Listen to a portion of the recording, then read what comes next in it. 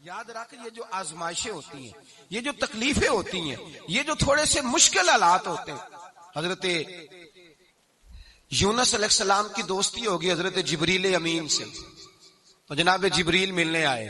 حضرت یونس علیہ السلام فرمانے لگے جبریل میرا دل کرتا ہے مجھے اس بندے کی ملاقات کرا جو اللہ کا سب سے زیادہ عبادت گزار بندہ ہے. حضرت جبریل امین لے گئے دور دور فلسطین کے علاقے میں، اور لے جا کر ایک بندے سے ملاقات کرائی جس کی دونوں آنکھیں بھی کوئی نہیں تھی، دونوں بازو بھی کوئی نہیں تھی، دونوں پیر بھی کوئی نہیں تھی، اور اس بندے کی زبان پر لفظ بڑا کیا جاری تھے، یا اللہ تیرا شکر ہے، یا اللہ تیرا، بول کے کہیے یا اللہ تیرا، اے اللہ تیرا شکر ہے. شکر شکر کر رہا تھا. حضرت جناب سیدنا یونس علیہ السلام کہنے لگے میں نے تجھے عبادت گزار کو ملانے کو کہا تھا، تو کہاں لے آیا؟ حضرت جبریل کہنے لگے یا یونس، یہ ہر چیز جانے کے باوجود اپنے رب کی رضا پہ راضی ہے. اس وقت دنیا میں نبیوں کے بعد جس سے اللہ سب سے زیادہ پیار کر رہا ہے وہ یہی بندہ ہے. یہ اپنے رب کی رضا پہ راضی ہے. اے تن میرا کنگی ہووے تے میں زلف سجن دی واواں، تے پوش میرے دی جتی بن جائے تے میں یار دی قدمی آواں. مارو مارو مینو مار مکاؤ کوئی عذر نہ پیش لے آواں، تے جے سونا ہی میرے دکھ وچ راضی، جے سونا ہی میرے دکھ وچ راضی، جے سونا ہی میرے دکھ وچ راضی تے میں سکھ نو چلے ڈاواں. مانا کہ جب اس حال میں راضی ہے تو بس ٹھیک ہو گیا، ٹھیک ہو گیا. وصل اچھا ہے نہ فراق اچھا ہے، بس جس حال میں محبوب رکھے وہی حال اچھا ہے. بس جس حال میں انہوں نے رکھا بات ٹھیک ہو گئی. اس میں اب انسان شکوا کرتے پھرے کہ یہ کس طرح ہے وہ کس طرح، اپنے آپ کو مطمئن رکھا. مشکل کے بعد جو آسانی حضرت لقمان حکیم، ان کے نام پر قرآن مجید کی پوری سورت ہے. حضرت لقمان حکیم علیہ رحمہ آپ اپنے بیٹے کو نصیحت کر رہے تھے، کہنے لگے بیٹا کو مشکل آئے تو گھبرانا نہیں، کوئی مشکل آئے تو کرے بیٹوں کو سمجھ آ جائے کہ مشکل آئے تو، سمجھ آ رہی ہے بات کی، مشکل آئے تو. اور کیا خوبصورت جملے، بیٹے کو بٹھا کے کہتے ہیں بیٹا چھوٹی مشکل آئے گی تو اللہ بڑی مشکلات آسان کر دے گا. سمجھو چھوٹی مشکلات آئیں تو اللہ نے بڑی مشکلیں اس نے آسان کر دی. اور آپ کو بتاؤں اصل انسان ہوتا ہی وہ ہے جو مشکلوں میں جینے کا ڈھب سیکھ جاتا ہے، وہ بن جاتا ہے جو کرب کے حالات میں جینے کا سلیقہ سیکھ جائے. اپنے بچوں کو یہ سمجھانا، حضرت لقمان بیٹے مشکل آئے تو گھبرانا نہیں، بڑی کو ٹال دیتی ہے، وہ نیکی کا اور آسانی کا پیش خیمہ ہوتی ہے. اللہ اس کے بعد آسانی سمجھا رہے ہیں. کچھ دنوں کے بعد کہنے لگے آؤ فلاں اللہ کے نبی کی ملاقات کو چلے، فلاں نبی علیہ السلام سے ملنے چلتے ہیں. اس زمانے میں جو نبی تھے ان سے ملنے چلے گئے. بیٹے کو بات یاد تھی، گھوڑے پہ بیٹھے، امام ابن جوزی نے اس کو لکھا ہے، گھوڑے پہ بیٹھے تھے دونوں کے پاس گھوڑے تھے. اب رستہ بہت زیادہ تھا، کھانا ساتھ لے لیا، پانی ساتھ لے لیا، رستہ لمبا تھا، صحرا کا علاقہ تھا. جب جانے لگے تو اتنی سخت گرمی ہوئی کہ گھوڑے بھی بے ہوش ہونے لگے. اچانک ایسی گرم لو چلی کہ گھوڑے بھی. اب دونوں باپ بیٹا جو تھے وہ بڑی جوش میں تھے کہ جانا ہی جانا ہے. گھوڑے سے اتر کر کے پیدل چلنے لگے. اب پیدل چلتے چلتے ذرا آگے گئے تو اب گرمی میں جتنا بندہ پیدل چلتا ہے اتنا پیاس بھی زیادہ لگتی ہے، تو پانی پیتے رہے، کھانا کھاتے رہے، کھانا پانی بھی ختم ہو گیا. تھوڑا آگے چلے نا، اس قدر تکلیف بڑی کہ حضرت جناب لقمان کے بیٹے کے پیر کے اندر ایک ہڈی پیوست ہو گئی. اتنی بڑی ہڈی تھی وہ اندر ہی چلی گئی، پیر خون کے فوارے گرنے لگے. بیٹا بے ہوش ہو گیا. حضرت لقمان اس کے سرانے بیٹھے تو بیٹا تھا نا، آنکھوں میں آنسو آ گئے.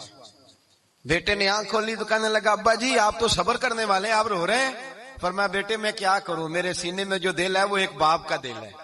تو باپ جو ہوا تیری دکھ پر رونا آیا. بڑی مشکل سے دانت کے ساتھ ہڈی نکالی، ہڈی نکلی تو خون بھی چلا. صاحب زیادہ کہنے لگا حضور آپ نے تو کہا تھا ہر مشکل کے بعد آسانی ہوتی ہے، اور چھوٹی مشکل دے کے اللہ بڑی سے بچا لیتا ہے، تو ہم تو اچھے کام چلے تھے، مشکل پہ مشکل، مشکل پہ مشکل، یہ کیا ہے؟ حضرت لقمان کہنے لگے بیٹا نہ تو رب کی حکمتوں کو جانتا ہے نہ پوری طرح میں جانتا ہوں، لیکن جو میں نے کہا تھا وہ بات سچی ہے. فَإِنَّ مَعَ الْعُسْرِ يُسْرًا إِنَّ مَعَ الْعُسْرِ يُسْرًا. اللہ ہر مشکل کے بعد آسانی عطا فرمائے گا. اور فرمایا میرا ایمان ہے کہ ضرور عطا فرمائے گا. یہ بات کہہ رہے تھے کہ سامنے سے دھواں اٹھا، اتنا سخت دھواں اٹھا کہ آپ نے سوچا شاید وہاں آبادی یا وہاں جاتے. وہاں چلنے لگے تو پیچھے سے کسی نے آواز دی ٹھہر جاؤ رکو، وہیں رک گئے. تھوڑی دیر گزری تو کہا رک جاؤ. جب رکے تو ایک بولنے والا بولا، کہنے لگا تمہارے لیے تھوڑی دیر کے بعد جانوروں کا بندوبست کر دیا جائے گا، کھانے کا بھی بندوبست ہو جائے گا، بچے کا پیر بھی صحیح ہو جائے گا، چلے جانا لیکن ذرا ٹھہرو. حضرت لقمان کہنے لگے بولنے والے تو کون ہے؟ تو کہنے لگے میں اللہ کا فرشتہ ہوں، میں اللہ کا فرشتہ ہوں. کہا اللہ کے فرشتے اور یہ سارا کچھ کیا ہے؟ تو فرشتہ کہنے لگا اصل بات یہ ہے کہ سامنے بستی پر مجھے عذاب نازل کرنے کا حکم ملا تھا، آپ بڑی تیزی سے آ رہے تھے، میں نے رب سے دعا کی کہ اللہ اس باپ بیٹے کی غلطی کوئی نہیں، مہربانی فرما. رب نے پہلے آپ کو صحرا میں الجھایا، پھر میری دعا کی برکت سے آپ کے گھوڑے ٹھہر گئے، پھر میری دعا کی برکت سے آپ کا پانی ختم ہوا، پھر میری دعا کی برکت سے آپ کے بیٹے کو زخم آیا، پھر میری دعا کی برکت سے سامنے سے دھواں اٹھا. فرمایا یہ جو تمہیں مشکل پہ مشکل آ رہی تھی یہ تو میرا رب تمہیں عذاب سے بچانا چاہ رہا تھا، یہ جو تمہیں مشکل پر مشکل آ رہی تھی تو میرا مالک تمہیں عذاب سے بچا رہا تھا، تم سمجھ نہیں رہے تھے. حضرت لقمان نے بیٹے کی طرف دیکھا تو بیٹے کہنے لگے ابا جی بات بالکل سچی ہے، افضل الذکر لا الہ الا لا الہ الا، اور پھر پڑھنے لگے حسبنا اللہ و نعم الوکیل نعم المولا و نعم النصیر. یہ ورد ہونے لگے. بھائی جب تجھے مشکل آتی ہے، آزمائش آتی تو اس وقت سمجھتا ہے پتہ نہیں میرے ساتھ کیا بننے لگا ہے. اللہ تبارک و تعالی چھوٹی مشکل دے کے تجھے بڑی سے محفوظ رکھتا ہے، چھوٹی بیماری دے کے تجھے بڑی سے محفوظ رکھتا ہے. بلکہ میں ایک دفعہ ایک تکلیف میں ایک آزمائش میں مبتلا ہو گیا تو میں نے اپنے حضرت سے کہا کہ حضور سارے دکھ کٹھے ہی آ گئے، کیا کیا جائے؟ تو آپ فرمانے لگے بڑے خوش نصیب ہو، جوانی میں اللہ نے دکھ دے دیے، بڑھاپے میں آئے تو برداشت نہیں ہوتے، یہ تو بڑے وقت پہ آ گئے، شکر ادا کرنا چاہیے، اس زمانے میں برداشت نہیں ہوتے، اب آسانی ہے، ان کو برداشت کرو، ہمت کرو. میرے بھائی یاد رکھیں آزمائشیں تکلیفیں آپ کو بڑا کرنے کے لیے آتی ہیں. ہم آزمائش کو برا جانتے ہیں، دکھ کو برا جانتے ہیں، دکھ تو بڑے پیارے ہوتے ہیں، یہ رونے کا سلیقہ سکھاتے ہیں، یہ اللہ کو منانے کا طریقہ سکھاتے ہیں، یہ مسجد میں جانے کا. وہ جو سکھی بندہ ہے نا سکھی، مجھے ایک صاحب کہنے لگے دو قسم کے لوگ مدینے سے آتے، مدینہ شریف پوچھنے لگے، کہنے لگے حضرت جی دو قسم کے بندے ہیں، کچھ واپس جاتے ہوئے تڑپ رہے ہیں، کچھ تصویریں کھینچ رہے ہیں رخصتی کے وقت، فرق کیا ہے؟ تو میں نے کہا وہ جو تصویریں کھینچ رہا ہے وہ امیر آدمی ہے، اسے پتا ہے کہ میں پھر ٹکٹ لے لوں گا، مہینے کے بعد پھر آ جاؤں گا، اور یہ مدینہ چھوڑتے ہوئے تڑپ رہا ہے یہ کوئی غریب ہے، یہ کہہ رہا ہے پتہ نہیں دوبارہ موقع ملے کہ نہ ملے. یہ دکھی ہے، یہ آزمائش میں دکھی. سکھی بندہ تو مکے جا کے نہیں روتا، وہاں بھی کھڑا ہے ڈٹ کے کھڑا، دکھی کوئی نہیں تو روئے کیسے؟ روئے کیسے؟ دکھیے دی گل دکھی آئی جانے، دکھیے دی گل.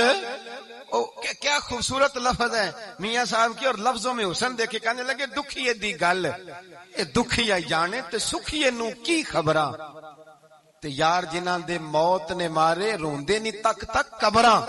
یہ مشکل مرحلہ ہوتا ہے، جب انسان تکلیف میں ہوتا ہے پھر اسے احساس ہوتا ہے، اور تکلیف والے کو ہی تکلیف والے کی تکلیف کا احساس ہوتا ہے. جب آپ کو اللہ مشکل دیتا ہے تو سمجھ لیں رب آسانی دینا چاہ رہا، جب تیز دھوپ آتی ہے تو سمجھ لیں اللہ گرم ہوا گزار کے ٹھنڈی بارش برسانا چاہ رہا ہے، اور جب چاروں طرف سے گھٹن ہو، پنجابی میں کہتے ہیں گما لگ جائے، تو پھر سارے بول کے کہتے ہیں اب جو طوفان آئے گا وہ سخت ہی آئے گا. اس لیے کہ گھٹن جتنی زیادہ ہوتی ہے پھر فضل بھی اتنا. حضرت طارق بن عبداللہ رضی اللہ تعالیٰ عنہ فرماتے ہیں کلمہ پڑھنے سے پہلے ایک دفعہ ہمارا سارا قبیلہ تجارت کے لیے نکلا تھا، اور اس وقت منظر یہ ہوتا تھا کہ ہم اپنی عورتوں کو بھی ساتھ لے جاتے تھے. 6 مہینے سفر کرنا ہوتا تھا، اونٹ گھوڑے ہم بیچا کرتے تھے، عورتیں بھی ساتھ رہتی، کھاتے بھی پکاتے بھی. کہتے ہیں ایک سفر سے ہم واپس آ رہے تھے تو مدینے کے باہر صحرا میں ہم نے پڑاؤ کیا، اکیلے رسول پاک صلی اللہ ہو، پھر ایک دفعہ پڑھیے گا، ایک دفعہ پھر کہیے گا صلی اللہ تعالی علیہ وسلم. کہتے ہیں نبی پاک تنہا اکیلے، حضور نہ سیر کرتے کرتے کرتے کرتے ہمارے قافلے کے پاس سے گزرے، خیمے لگے تھے، پڑاؤ کیا، محبوب تشریف لے آئے. کہتے ہیں حضور سید عالم صلی اللہ تعالی وسلم تشریف لائے. کوئی قبیلے میں سے قافلے میں سے حضور کو جانتا نہیں تھا. ایک سرخ رنگ کا اونٹ تھا ہمارے سردار کا جو بکنے سے رہ گیا تھا، بڑا خوبصورت. کہتے ہیں نبی پاک کو پسند آ گیا. حضور پوچھنے لگے تم کون ہو؟ کہا جی مسافر ہے. کہاں سے آئے ہو؟ فلاں جگہ سے آئے ہیں. کس لیے آئے ہو؟ ہم تجارت کی غرض سے نکلے. اونٹ بیچو گے؟ بیچنا ہے. کتنے کا سودا طے ہوا؟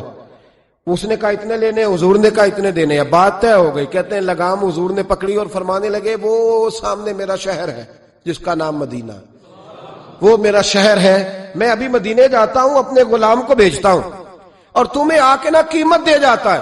محبوب گھوڑے کی لگام تھا, اونٹ کی لگام تھامے, نکیل تھامے, اونٹ تھا سرخ رنگ کا. حضور لے کے جب نکلے نا, تھوڑا سا چند قدم آگے گئے تو ان میں سے ایک شخص بولا, کہنے لگا سردار اب سیانے لوگ ہیں, سمجھدار ہیں. اس شخص کا نام پوچھا آپ نے, قبیلہ پوچھا ہے, ایڈریس کا پتہ ہے, پتہ کہاں رہتا ہے, اتنا قیمتی اونٹ دے دیا. وہ سردار بھی کہنے لگا, سارے کہنے لگے یار ان کی باتوں میں اتنی لذت تھی, ان کے گفتار و رفتار اتنی باوقار تھی, مزیدار تھی کہ ہوش ہی کوئی نہیں رہا. بھئی ہم پرانے تاجر ہیں, کبھی اس طرح کا سودا کیا ہی نہیں جس طرح کا آج ہو گیا. اوہو واقعی کچھ نہیں یاد رہا, کوئی سمجھ نہیں آئی. وہ ابھی نظر آ رہے, ایک آدمی دوڑ کے جاؤ, دوڑ کے اور جا کر کے نا ان سے کہو بڑی جائز بات ہے, وہ ناراض بھی نہیں ہوں گے. ان سے ایک شخص کہو کہ بھئی اونٹ دے جاؤ, پیسے لے آنا اور اپنا مال لے جانا, دوڑ کے جاؤ. ایک شخص دوڑنے لگا تو سردار کی بیوی خیمے کے اندر تھی, پردے کے پیچھے سے بولی, کہنے لگی خبردار کوئی پیچھے نہ جائے, اگر پیسے مل گئے تو ٹھیک ہے, نہ ملے تو میں دے دوں گی, کوئی پیچھے نہ, کوئی نہ جائے پیچھے. سردار کہنے لگا تو جانتی ہے؟ کہنے لگی نہیں. کہا گارنٹی کیوں دے رہی ہے؟ تو کہنے لگی تم نے ان کا چہرہ نہیں دیکھا, تم تو سودے کر رہے تھے, میں پردے کے پیچھے سے دیکھ رہی تھی.